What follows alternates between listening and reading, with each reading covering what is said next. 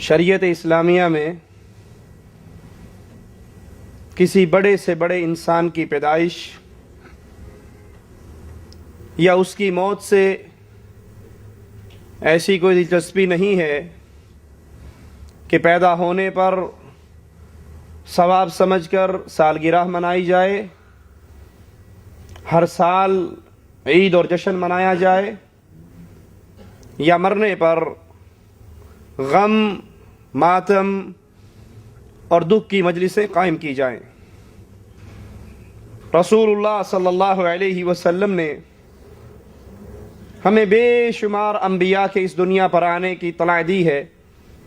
اور ایک روایت کے مطابق 1,24,000 کم و بیش انبیاء کا ذکر بھی آتا ہے۔ اب سوچئے کہ اگر نبیوں کی پیدائش پر عیدیں اور جشن اور میلاد اور خوشی منانا شریعت کو مطلوب ہو اور شریعت کے احکامات ہوں، تو کیا خیال ہے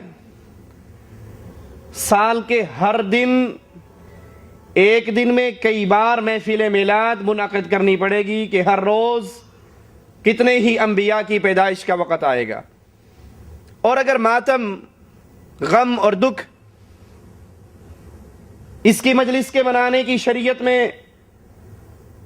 کوئی ثواب کی امید رکھی ہوئی ہو تو پھر ہر دن ہی غم کی محفلیں ہوں، کیونکہ ہر دن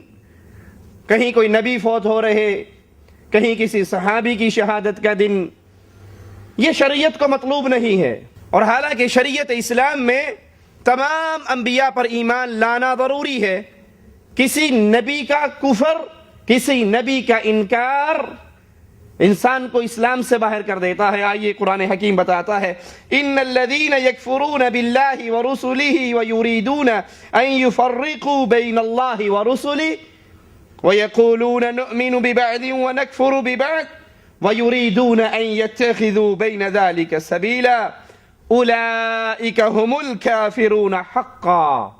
وَأَعْتَدْنَا لِلْكَافِرِينَ عَذَابًا مُهِينًا۔ جو لوگ اللہ کے ساتھ اور اس کے رسولوں کے ساتھ کفر کرتے، اور جو لوگ یہ چاہتے ہیں کہ اللہ اور اس کے رسول کے درمیان فرق رکھیں، اور جو یہ چاہتے ہیں کہ بعض نبیوں پر تو ہمارا ایمان ہے اور بعض پر نہیں، اور چاہتے ہیں کہ اس کے بین بین کوئی راہ نکالیں، یقین جانو کہ یہ سب لوگ اصلی کافر ہیں۔ جو کہیں بعض نبیوں پر تو ایمان ہے اور بعض نبیوں پر ہمارا ایمان نہیں، تو اللہ کہہ رہا ہے اولئک هم الکافرون حقا، یہ لوگ کافر ہیں، یہ اصلی کافر ہیں۔ ان آیات کی روشنی میں لازم ٹھہرا کہ تمام انبیاء کرام پر یکساں ایمان لے کر آئیں۔ اب اگر ہر نبی پہ ایمان لائیں، اور نبی پہ ایمان لانے کا مطلب یہ ہے کہ نبی کی میلاد منائی جائے، نبی کا یوم پیدائش منایا جائے،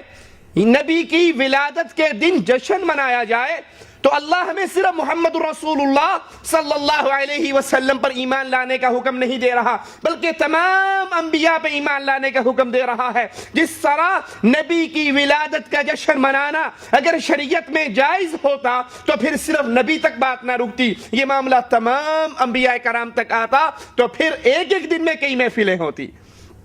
یہی وجہ ہے کہ رسول اللہ صلی اللہ علیہ وسلم نے اپنی 23 سالہ نبوت کا دور،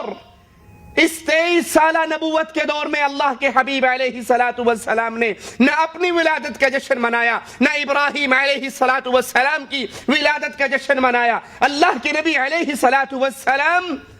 ولادت کا جشن مناتے، انبیاء کا نظر نہیں آتے۔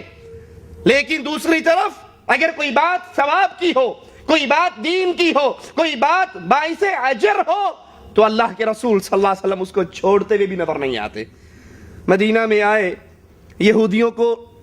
عاشورے کے دن روزہ رکھتے ہوئے دیکھا، پوچھا یہ روزہ کیسا ہے، یہ کس چیز کا روزہ رکھتے ہو؟ انہوں نے کہا یا رسول اللہ صلی اللہ علیہ وسلم، آج اللہ عز و جل نے، مالک نے موسیٰ علیہ السلام کو نجات دی تھی،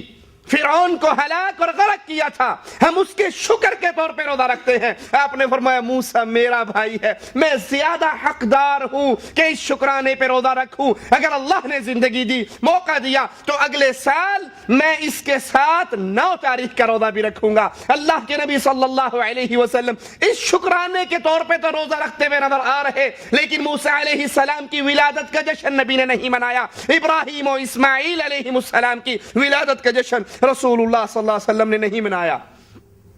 اور نہ صرف یہ کہ اللہ کے نبی علیہ السلام نے اپنی اور سابقہ انبیاء کی کسی کی ولادت کی محفل منعقد نہیں کی، نہ اللہ کے نبی نے کی، نہ صحابہ کرام نے کی، نہ تابعین عظام نے کی۔